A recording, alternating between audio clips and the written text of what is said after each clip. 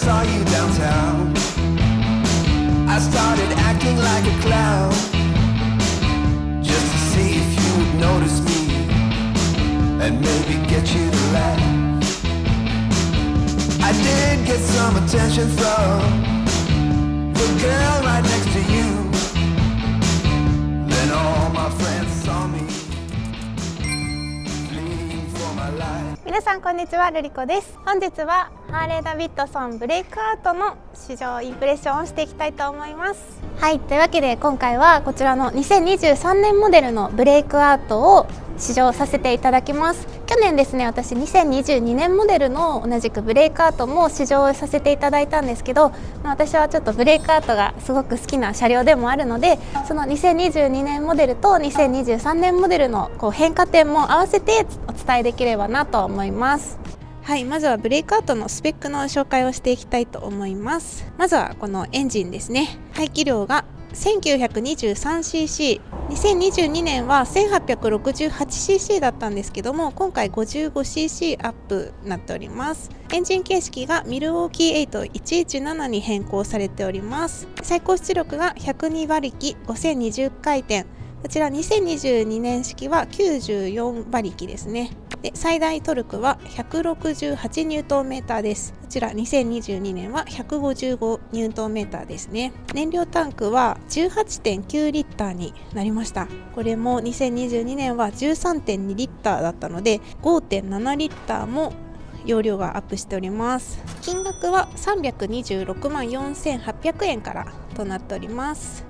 さあ、というわけでですね、今回この4台同じブレイクアウトが置いてあるんですけど、色がですね4色ありまして、まずこちらがビビットブラックで、こっちのマットのものがブラックデニム、こちらがアトラスシルバーメタリック、一番奥のオレンジのがバハオレンジというこの4色展開となっております。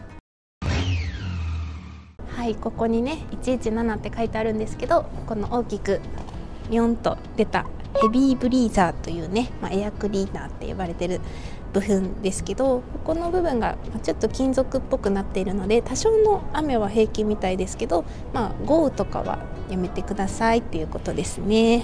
もう全体的に見てメッキ部分が増えたなっていう印象がすごくあります。ほんとね、キラキラ、めちゃかっこいいんですよ。なんかこういう部分とかこういう部分とかこういう部分とか結構細かいところがクロームメッキに変更されているので、かなり高級感があります。でもやっぱりかっこいいのはここですね。 V ツイン、これねすごいニヤニヤしてるのが映ってる。はい、そしてブレイクアウトというとやっぱりこのタイヤがねかなり特徴的だと思うんですけど、まずフロントですね。21インチの台形フロントタイヤとなっております。このねキャストホイールの形状が変更されているみたいで、このスポーク数がですね26本に増えております。削り出しの感じがかっこいいですね。でやっぱりこのブレイクアウトといったらこの極太のリアタイヤなんですけど、幅が240サイズという超極太のリアタイヤとなっております。で同じくリアなんですけど、ここのウインカーがですね結構大きく変わっています。これつけてみると分かるんですけど、周りがブレーキランプで内側がウインカーとなっております。すごくスマートだし先進的なデザインですよね。はい、そしてハンドル周りがこんな感じです。このドラッグバーハンドルっていうんですけど、従来モデルと比べてだいたい2センチぐらい高い位置にセットされているそうです。なので以前のモデルよりもポジションが楽になったそうです。ちょっと後で試してみたいと思います。でこのハンドルライザー上部に埋め込まれた液晶メーターですね。こちらはですね速度とガソリンメーターとシフトインジケーターをメインに表示していて、距離計と時計回転計などを選ぶことができるそうです。すごいコンパクトですけど見やすいですよね。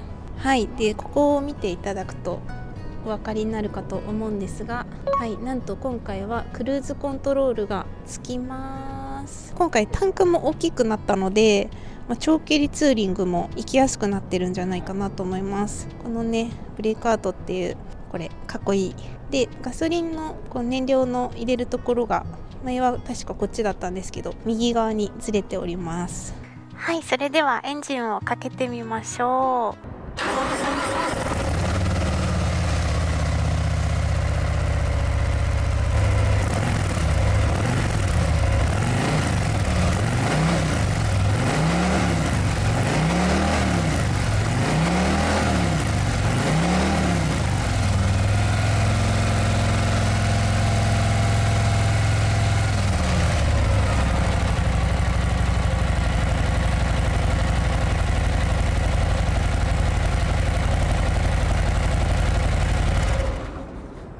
なんかこう2022年と2023年、心なしかこっちの方がちょっと音が大きくなったような気がするようなでも相変わらずこうデュルデュル心臓に響くような心地よいね、とても純正とは思えない素敵サウンドで、はい、乗っていて楽しいだろうなっていう感じです。はい、というわけでこれの足つきチェックをしたいと思います。私の身長は161センチです。はい、ではこちらブレイクアウトのシート高は665ミリとなっております。低い。またやります。初またがり。意外と起こすの軽いんですね。すごい。ベタベタ。両足、膝が曲がるぐらい余裕があって、かかとまでしっかりついております。ただね、結構シート幅広いなっていう、ここの部分が幅があるなっていうのと、ここのカバーが割と足に当たるなっていう印象はあります。でも全然余裕で、シートがねすごいふかふかで、なんか全然滑らないし、長時間乗ってても疲れなさそうで、ポジションですよね。ちょっと一回スタンドかけますね。ポジションがこんな感じです。なんか前のブレイクアウトはなんかもうちょっとこうツって感じだったんですけど、なんかそこまできついなっていう感じもないですね。やっぱこれハンドルが2センチ上がったのが効果あるんでしょうか。でもここがさ、足に当たるんだけど、これは熱くならないのでしょうか。ちゃんと当たるよ。大丈夫かな。はい、ではブレイクアウトの車両重量が310キロですね。2022年モデルは305キロだったので5センチ重たくなっております。こうメッキになった部分も多いし、ガソリンタンクも大きくなってるから、300超えるとね、5キロなんてね、5キロなんてですよ。動かせられるかな。ういよ。動かせられるなんか前回の時はちょっと坂道でやったから全然動かなかったんですけど、動くね。平らなとこだったら問題ないね。軽いかって言われたら軽くはないけど、こう慎重になるべくバイクを垂直にねやって動かせば意外と女性でもできちゃうかもしれない。ただこれね、坂道だとちょっと本当大変なんで、止める場所には注意ですね。ハンドル幅広よいしょ。スタンド結構長いできた。こんな感じです。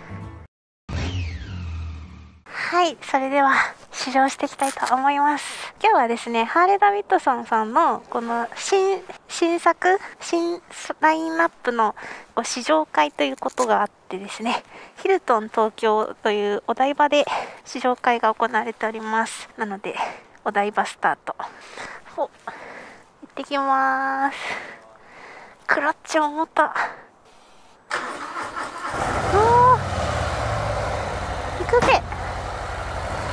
行ってきまーす。曲がるかな。よいしょ。よいしょ。曲がるね。気持ちいい。よいしょ。気持ちいい。めっちゃパワーあるな。やばい、もういつまでも直進していたい気分。曲がりたくない。このドコドコ感いいね。ブレーキも効きますね。いやー、かっこいい。なんかやっぱさ、ハーレーのこのハーレー乗ってる自分みたいな、この所有感を満たしてくれる満足感。所有してないんだけどさ。よいしょ。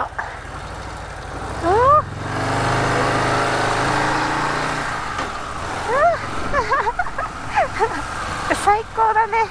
いやっぱこれだけね足つきがいいとさ安心だよね信号待ちとかも全然嫌じゃないしさ。今んとこ気になってるところはクラッチが非常に重たいクラッチが非常に重たいから、こうクラッチつなぎながらウインカーやるってめちゃめちゃこう難しいですね。私の握力だとよいしょーってやらないといけなくて、そこにね集中力が持ってかれてしまう気がする。今のところ曲がるのも、今慣れてないからっていうのもあると思うんですけど、思ってるよりは膨らむけど、全然曲がんないっていうわけではないから慣れかなこれも。いやーでもこの走り出しがすごい好きだな。意外と乗ってるとこのエアクリヘビーブリーザーエアクリの部分乗ってると気にならないですね。これがね今真冬だから暑さとかは感じてないけど、真夏とかになったら暑くなるんですかね。どうなんだろうね。このブレイクアウト特有のこのポジション、この2の形のポジションは今はね市街地だから風の抵抗とか受けないからそんなに気になってないけど、これは高速乗ったらどうなんでしょうか。若干このシフトアップの時に足を思いっきりよいしょってやる感じではあるけどねよいしょって、うわー走り立ちが気持ちよすぎる。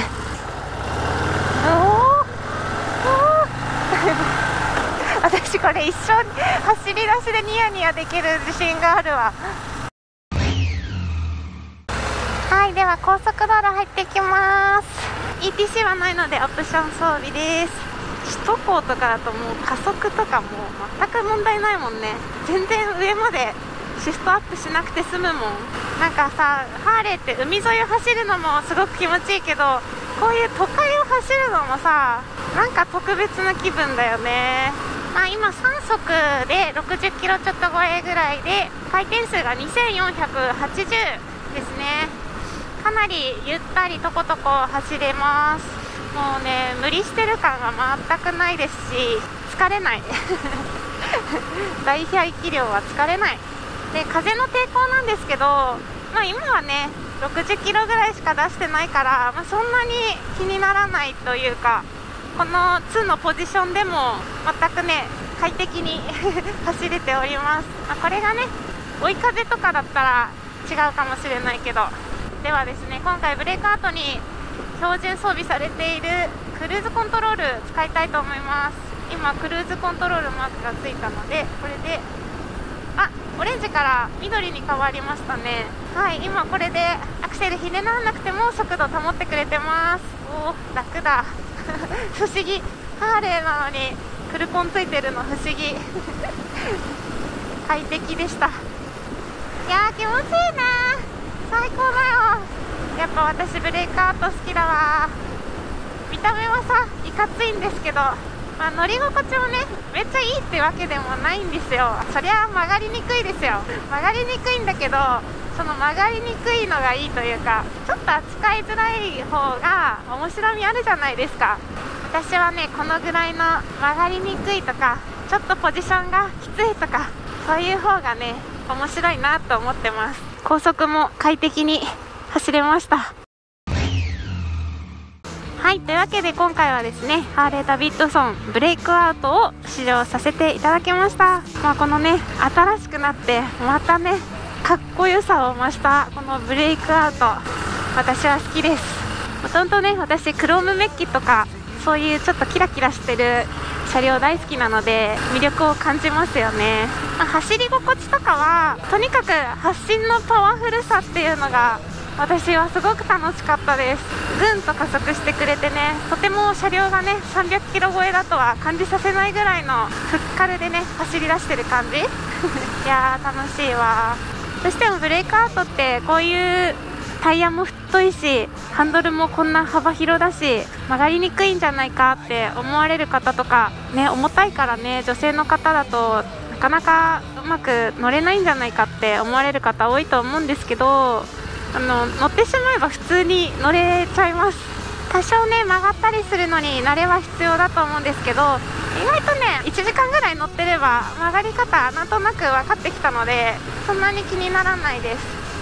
ただ私がすごく気になるものとすればクラッチが重いってとこだな。私2回ぐらいエンストしました発進の時にうまくねつなげられなくて、このクラッチさえちょっと軽くなってくれたらいいのになと思います。いやでも掃除ってすごい楽しかった。お曲げすぎるとステップをすります。でもそれぐらいちゃんと曲がります。はい、というわけで今回はハーレーダビッドソンブレイクアウトの試乗インプレッションでした。この車両たちは東京モーターサイクルショーでも展示される予定ですので、ぜひ皆さんも実際の目でご覧ください。というわけで今日も最後までご視聴ありがとうございました。バイバーイ。Why when you're away do I miss you? Is it just because I can't kiss you? Is it dishes in the sink or the lack of a wink? Or just because I love my life with you?